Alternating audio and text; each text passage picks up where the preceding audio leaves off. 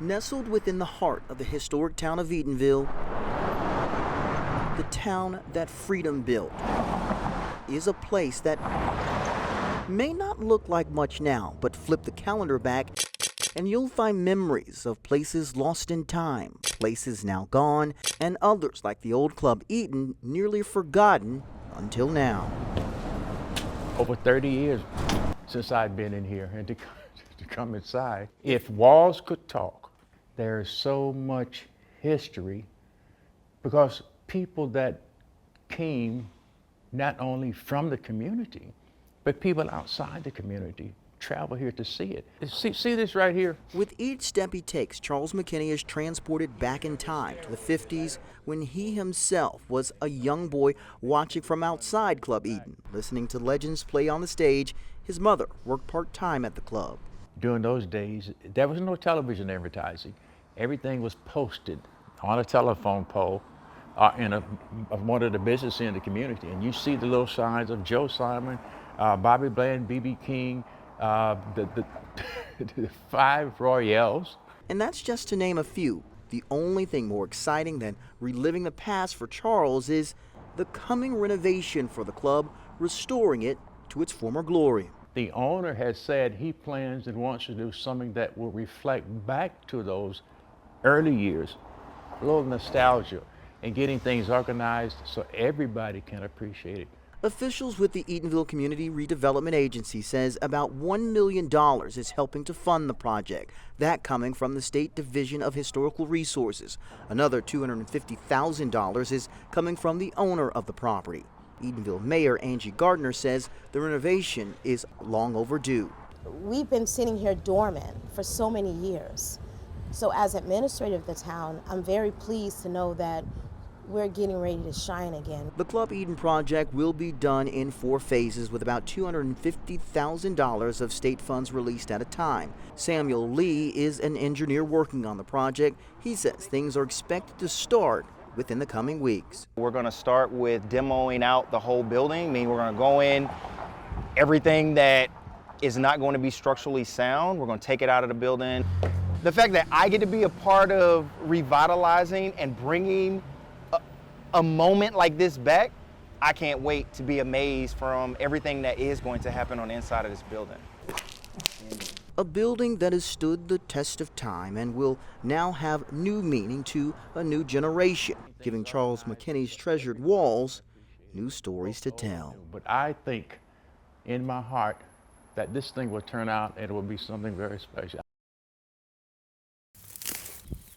When the wrong things take root, and it's just a battle between the good guys and the bad guys. it can feel a lot like Groundhog Day.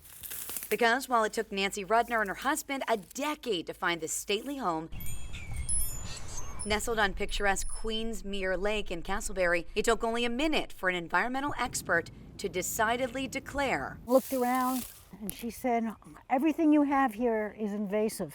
They're all weeds. That's a lot of work to fix it. Yet it's a battle Rudner's willing to wage, caring about the greater good. Having native plants certainly helps the eco-balance. On another Casselberry Lake, North Lake Triplet, Nick Cooper, I just love being outside and being on water. he's on a mission of his own, pointing out the good The lighter green is canna, and it's mixed in with the duck potato. and what keeps this natural resources officer up to his ears in work. So that's hydrola. It's a non-native in Florida that can take over ecosystem real quick. Ridding the city's many bodies of water of non-native plants isn't just important, For instance, hydrola takes over your lake. You can't boat. it's critical.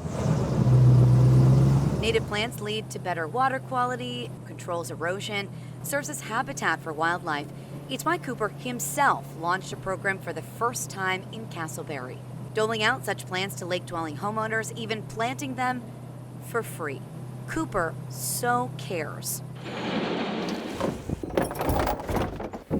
And so does Rudner,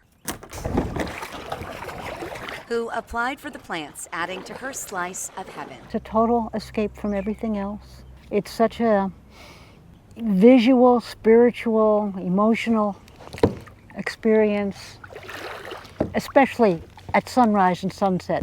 It's why she now does more than marvel, but pays it forward as a citizen scientist, sampling water monthly for the University of Florida's Lake Watch program.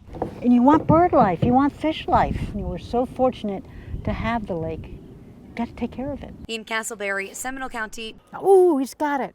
Julie Gargata, Yep.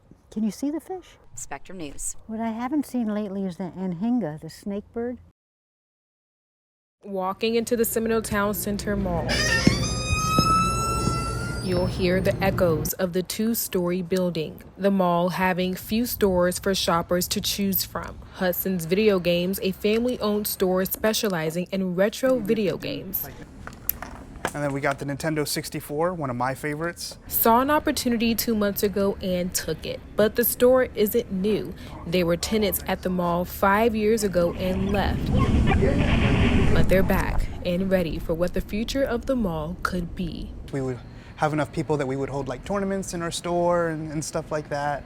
And so we had a really good customer flow going on, and we're Perez says since COVID-19, the mall started to see a decline, but they weren't one of them. We had a huge customer influx because, yeah, people needed stuff to do at home. The mall was previously owned by Cohen Retail Investment Group. In February, power in the common areas were turned off after the group failed to keep up with their bills.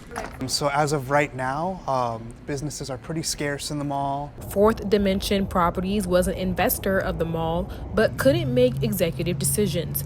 They now are the new owners with plans to revitalize the space. Felix Resnick with the company says they plan to fix the mall's escalators, give the mall a paint job, and other maintenance issues first. Perez says being a tenant in a successful mall is more than just bringing in revenue. It's about providing a service and building community. Maybe you have people that are just shopping around for clothes, and then it's like, oh, there's a video game store over here. And then it's like, oh, I grew up playing these games. And so I feel like we're a pleasant surprise for a lot of people. In Sanford, Destiny Wiggins, Spectrum News.